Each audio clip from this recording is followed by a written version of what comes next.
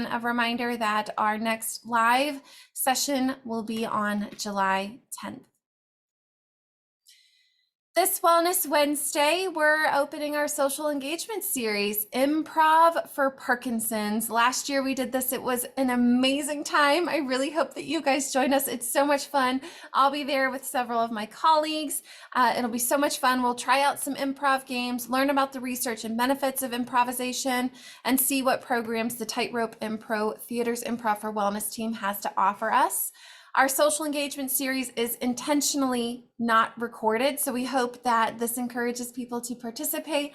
You will not see this recorded online in YouTube. This is a live only event, so if you want to join us, you can learn more and sign up at parkinson.org/pdhealth, and Delia will put the link in the chat for you guys to sign up.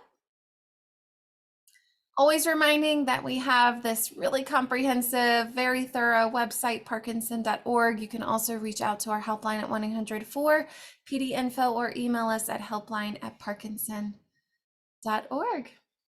And now I pass the spotlight and the microphone over to our beloved Dr. Taylor Rush. Thank you for joining us today.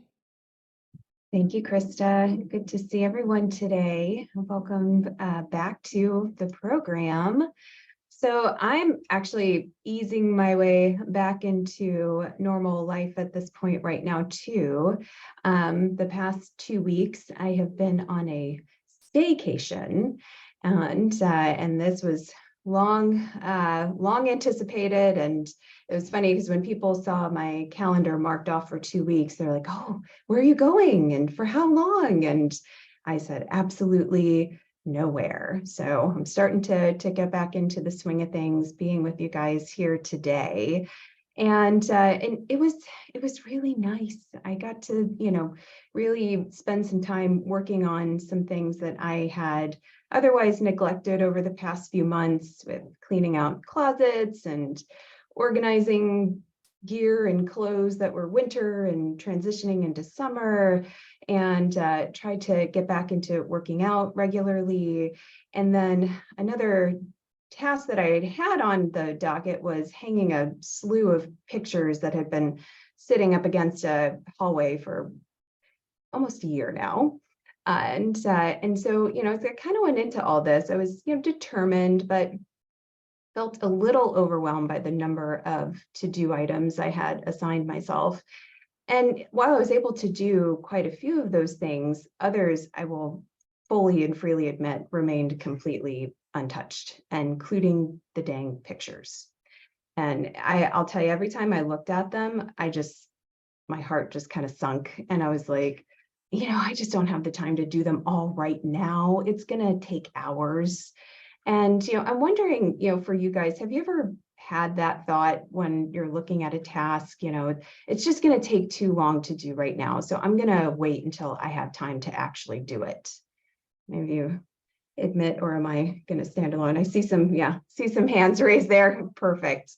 And so, with that, I was thinking about today and what I wanted to talk to you guys about.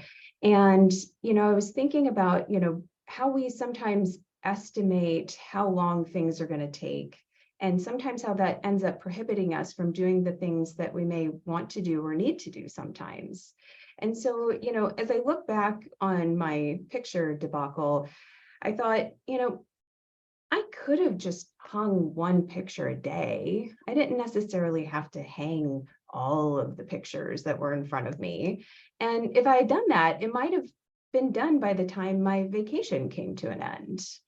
And I think about how, for a lot of my patients, when we're talking about forming habits, especially like a meditation habit, they will often say, gosh, when it comes to my mindfulness practice, sometimes it's just hard to find the 20 or 30 minutes to do it.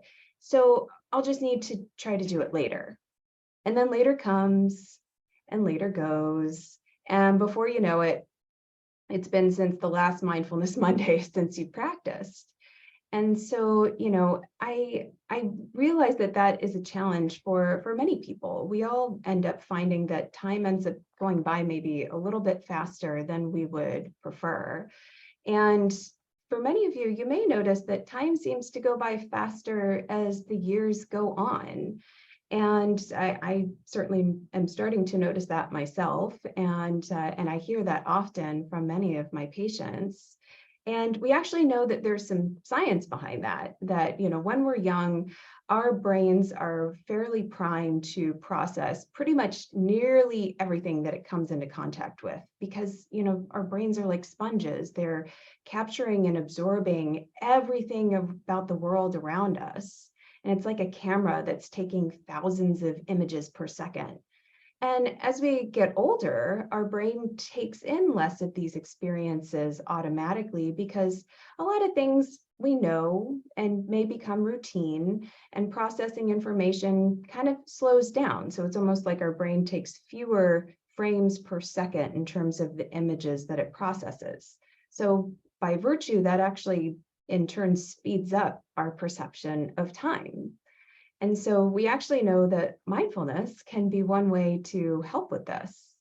And, so even if we sometimes find these small moments where we can incorporate mindfulness, even if it's just for 5 minutes, or even if it's just for 1 minute, it can produce some meaningful benefits. And so when my patients will tell me, gosh, I'm just really struggling to get in that full formal practice, I'm really, not finding that I have that concerted time, or it's the end of the day and it's gone by so fast, I didn't even realize I didn't have the time to do it.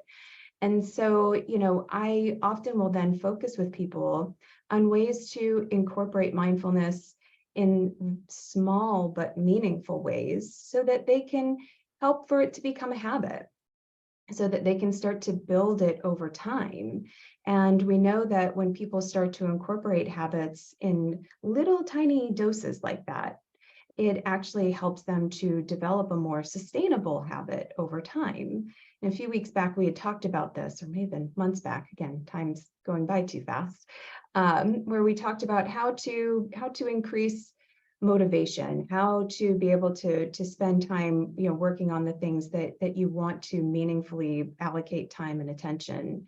And so, thinking about that and thinking about ways we can build that, I thought one thing we could do today is do a 1 minute meditation and then do a 5 minute meditation, and see how it feels to do that, and see what benefits you may notice from even those small dose practices. Because we actually know that, that 1 minute meditations can have some meaningful benefits. We know that it can help us to reset our attention. So if we're spinning our wheels on something, or we're worried about something, it can help us to kind of move our perception a little bit and sometimes get unstuck. A 1 minute of mindfulness can help us look at a situation with a little bit more balance. It can actually, it's been shown to improve mood. And it can also make us a bit more aware of some of the needs that our body and or our mind may have. So why don't we experiment with this? And we can try to do a 1 minute meditation where we focus on awareness of breath. And for many of you, that is a meditation that you are familiar with, and one that I know that we've worked on before, and I know in other practices you have probably have had some familiarity with. So I'm gonna set my timer here, and for 1 minute, so you don't have to worry about the time. I will keep track of that. And so let's go ahead and just get settled in your chair, wherever you find yourself this afternoon. And I'm gonna get us started here. And you can close your eyes, keep them open, but let's just focus on the awareness of your breath. Not necessarily changing your breath in any particular direction, but just noticing the cadence and rhythm of your breath as it comes in and as it goes out.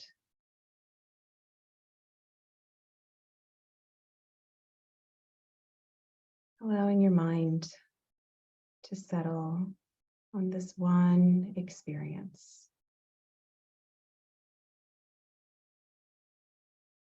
Noticing where you may feel your breath the most.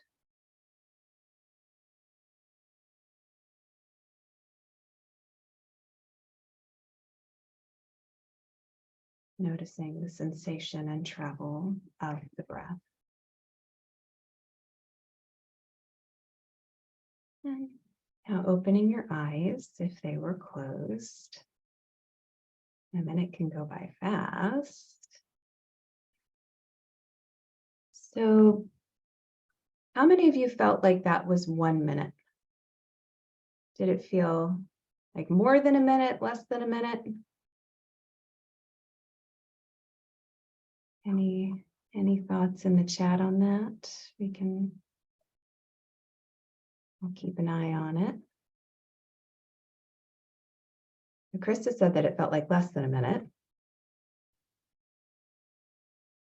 Some said a little more, a little less, or some much less. So it's funny because we think we know how to estimate time. And as humans, we're actually not so great at it.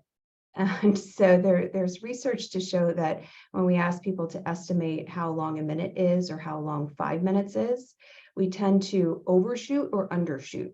We're not always that great at hitting the mark. And so recognizing that, even if we don't have a ton of time, a minute of breathing, a minute of mindfulness may not actually take as much time as we think.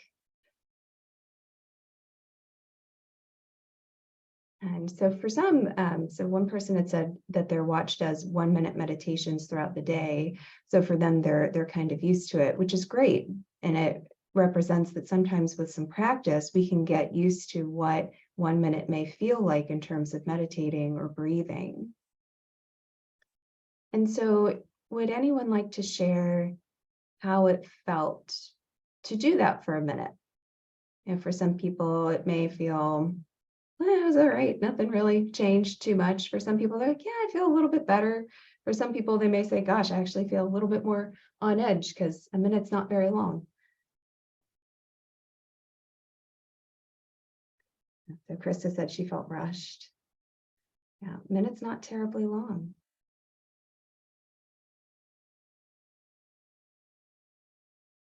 Got some that felt a little more relaxed, someone who wanted it to be a little bit longer. Perfect. A little bit better. And so imagine even if you were to do a 1 minute meditation sprinkled throughout the day. If you were to do 1 minute cumulatively, sometimes we can actually show that there can be some meaningful differences there too. So if you do a minute at 9 a.m. and a minute at noon, a minute at 2, a minute at 7, that there can actually be some meaningful cumulative effects from doing 1 minute meditations. So even a minute can make a difference, especially if you sprinkle them throughout the day. So someone had said, surprising how much it helped me to relax. It felt great. For some people, a minute didn't feel like enough to get into the zone. So sometimes you have to think about, when is a minute going to be meaningful versus when is a minute, maybe going to be good enough, but not quite enough. Because, depending on the demands of your day, depending on your mindset, depending on where you are, sometimes a minute may tell you, I need more than a minute. Okay, so with that, for those of you who are hoping for a little bit more, let's talk a little bit about a 5-minute meditation and what that can do. So there's also been research on, what can 5 minutes of meditation do for a person? And there have been various studies with people who are, chronically short on time, including those in the medical profession, those who, have health issues, those who are just beginning into mindfulness and just want to kind of dabble their toes into it, that show that 5 minutes of doing a mindfulness-based meditation can help to decrease stress, increase positive emotions, help us to improve our focus, 5-minute meditations before going to bed can sometimes help optimize sleep. It's been shown to help increase self-compassion, help us to sometimes better connect to others that are around us and in our lives, and help us to sometimes create a little bit more of that pause and thoughtfully responding versus more intuitively or knee-jerk reacting to a situation. And I did a mindfulness Monday a long time ago about the power of pause and the importance of sometimes having that pause in order to create better responses for different situations. So let's do a 5-minute meditation. And again, I will start my timer here in just a second. And I want you to, get comfortable. You can either close your eyes, keep them open, whatever works best for you. And we're going to do a little bit of a body scan as well as awareness of environment. So we'll do an internal focus and then transition a little bit to an external focus. So go ahead and get comfy. Let's start by just taking a general awareness of your body and where everything is. Think about where your feet are in relation to your legs, where your hips are underneath your spine. Noticing your abdomen and chest and how they're supported by your back. Notice your arms and your hands and where they may be resting on your chair or on your body.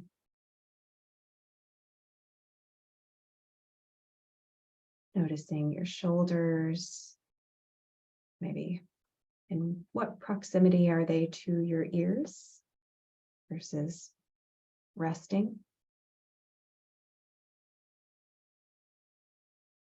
Noticing your neck, now it's being supported by the trunk of your body.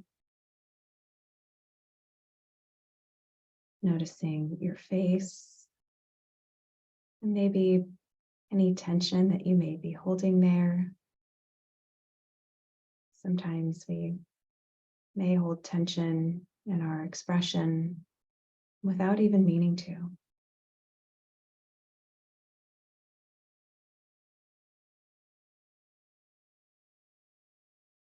And briefly shifting to awareness of breath.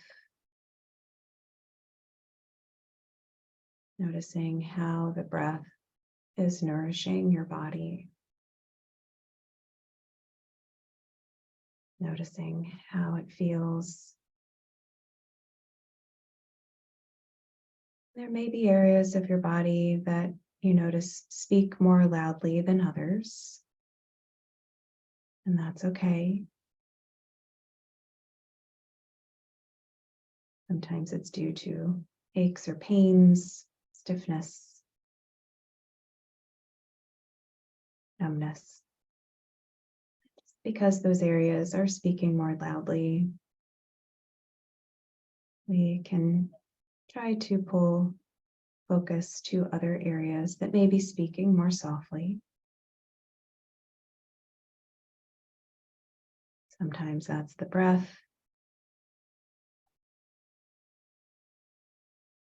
Sometimes that's areas that do feel comfortable. Noticing areas of the body that may feel warmer versus cooler.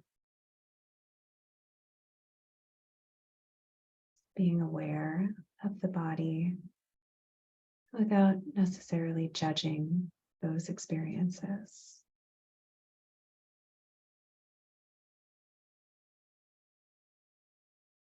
Always coming back to the breath if any one experience becomes overwhelming.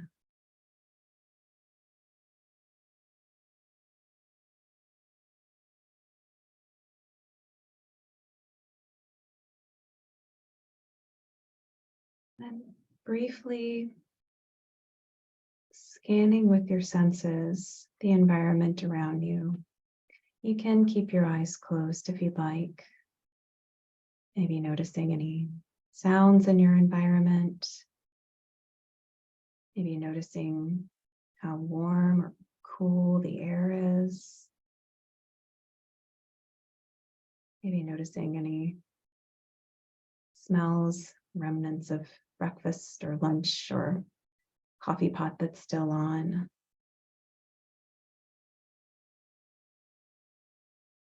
Just taking notice of the environment around you.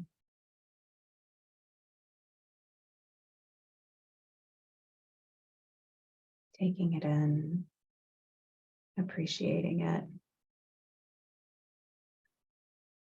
Allowing yourself to pause just for a moment. A brief reprieve from the hustle and bustle or typical activities that you may engage in from day to day.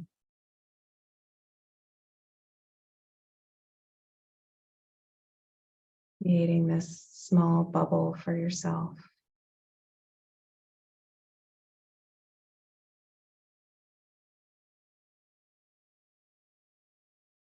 And giving yourself a little credit for being able to create this just for you. To be here now.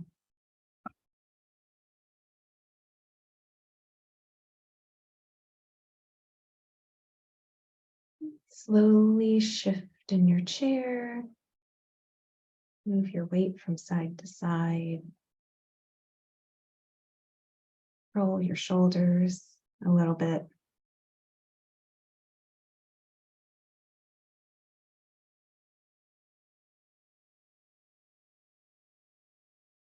Okay.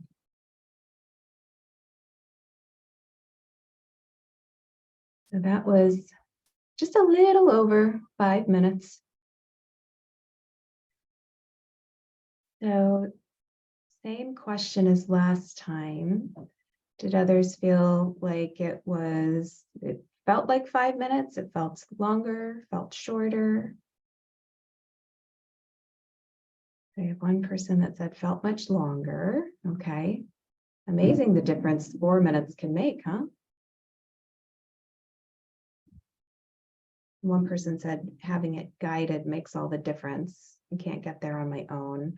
And that can be a challenge for a lot of people that they need a little bit of a grounding force, kind of helps to have the voice to keep you grounded in the experience.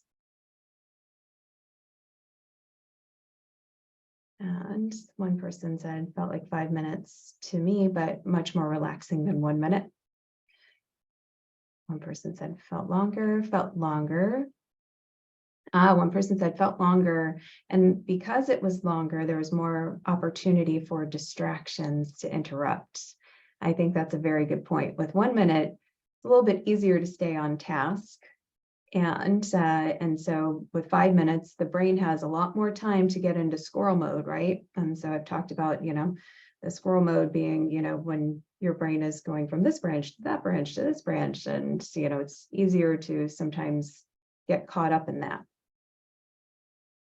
And one person said the 1 minute helped to prepare me for the 5 minutes.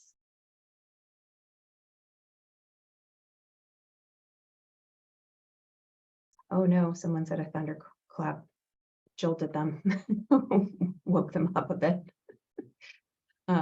So yeah, you gotta love when random noises and events happen in the midst of this. I remember one time I was doing a meditation with someone in session in the office, and all of a sudden the fire alarm went off. So that was a great learning opportunity for us both to be able to talk about ways to manage interjections that are unexpected and sometimes jolting. And let's see, it felt shorter, but I had to keep releasing distracting thoughts. And that's typical. And I've told the story before about I was on a mindfulness retreat at Duke, and Jeff Brantley, who's a big mindfulness guru in this field, he was asked the question, at what point in my mindfulness practice does it get easier and those thoughts stop interjecting so much? And he had said, well, I've been doing this for, I think at that time, over 30 or 40 years. It's like, when it happens, I'll let you know. So recognize that those thoughts are going to happen. And don't use that as a metric of how well you're able to meditate. Meditation is not about having this blank, serene mind. It's about being able to observe some of the chaos and the squirrel brain without necessarily getting attached to it, but just noticing that it exists. We can't get the squirrels out of the tree, but we can focus on the tree rather than the squirrels. And then someone had said there's an online myyogateacher.com. You can do the guided meditations on there, which is great. There's so many great apps and websites that offer free meditations, that if guided is the way that you need to go, which even for me, and I've been doing this for, math is not coming to me today, 15 years. It's still something that I greatly enjoy and need sometimes, is the guided meditations. Yeah, and so one person had made a very good point, and I think context matters. That doesn't it depend on why you are meditating? So 1 minute can be a great break, whereas 5 minutes can serve a different purpose. And I completely agree with that. That sometimes, we just need a brief pause, and other times we may need to take a little bit of an extended pause, depending on what's going on. And honestly, sometimes what I tell people is that the more you feel like you don't have time to take the break is actually when you probably need it the most. And then one person said, I kept envisioning myself in a bubble and told my to-do list it couldn't get in. So I like that. So no to-do lists allowed. So sometimes I'll tell people, imagine that it just kind of floats to the other side of the wall, so you're in your bubble, you're in your room, and that to-do list, those thoughts, they just kind of float onto the other side, where you don't necessarily have to see them or entertain them at this time. So, whatever visual works for you, by all means, definitely use it. So one thing I definitely want to pose to you guys as a challenge for the next week is I want you to think about ways that maybe you can incorporate 1 or 5 minute mindfulness practices into your daily life. The more you do it, the more it becomes second nature, the more it becomes part of your day-to-day. And then the more it becomes habit, the more we actually have opportunity to savor the experiences we need and deserve. And sometimes that, in some small ways, can help to slow time down just a little bit. So I think we are right at our time. Oh, I did good today. I did not steal any more of your time than I needed to. So, but Krista, any last thoughts? I just thank you for, I think what's so obvious here, Dr. Rush, is how different everyone's practice is. And it's so relative to Parkinson's disease too. So the type of mindfulness that we practice, who we practice with, and how can really impact our experience. So thank you for bringing some light to the diversity here in this virtual space where we can all connect to each other. Absolutely. And thank you guys for doing some experiments with me today. This was fun.